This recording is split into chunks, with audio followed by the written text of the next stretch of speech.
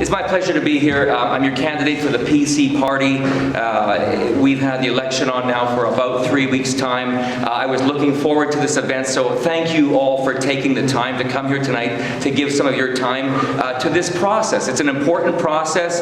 I shared with the organizers, I'm a little disappointed we did not have another 2 candidates here. They have yet to introduce themselves to these constituents, and this process that we undertake in the name of democracy is really important. It is worth doing. And so for you all to take this bit of time tonight to come here, I thank you, because it's good for our democracy, and it is good for our community to have those points of view represented. In my team, there are 57 candidates under the PC banner who have been out there door knocking and moving literature around and meeting their supporters for the last number of weeks. But indeed, the work behind the scenes began years ago. I was elected in 2011, and since that time, our party has undertaken first to understand the reasons that we did not do better in the 2011 election.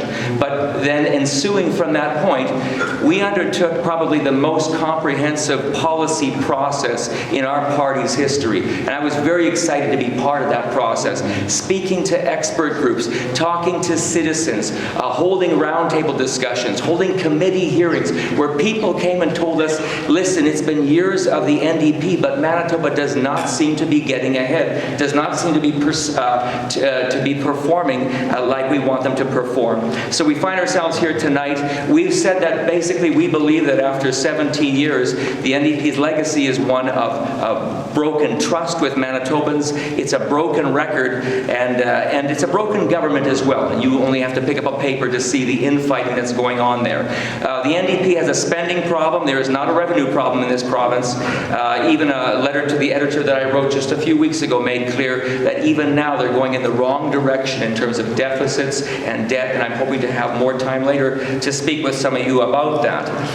Why does it matter? If a government overspends, it means we have at the end of the day less money to do the things that we must do. That means less money for education, it means less money for healthcare, it means less money for roads, and it means higher taxes for Manitobans. And Manitobans already pay the highest taxes in all of Canada west of Quebec. The same family of 4 living in Manitoba, after all the expenses are counted up, pays $3,600 more than the same family living in Saskatchewan, and we're going in the wrong direction. So we know that if it was about spending money only, we would be tops. In Manitoba, we spend the 2nd highest per person in education. We spend the 2nd highest per person in healthcare. And yet you open up your free press yesterday and you see that a woman still died in an ER ward having an aneurysm, and there wasn't that care in place even after the Brian Sinclair inquiry. With all those recommendations, it's not any better. So we know that in the absence of a record, sorry, I don't know how to watch this thing, so I think I have a minute left, so we'll see when this rings. In the absence of a good record, it seems that the NDP has chosen to promote a campaign of fear. So we know that, that's what they will do, but we have a plan, and I'm interested tonight to take this bit of time we have together and talk about the PC plan, a plan for better ideas, a plan for a stronger Manitoba, a plan to pay down debt and invest in frontline services, a plan to prioritize personal care home construction and make sure that people can get the health care that they need where they need it, and a plan, of course, to drive the 8% PST down to 7% where it belonged before Mr. Salinger broke his word. Thanks for coming tonight. I think the bell's about to go. Appreciate you taking the time, and I look forward to our discussion in the room later on.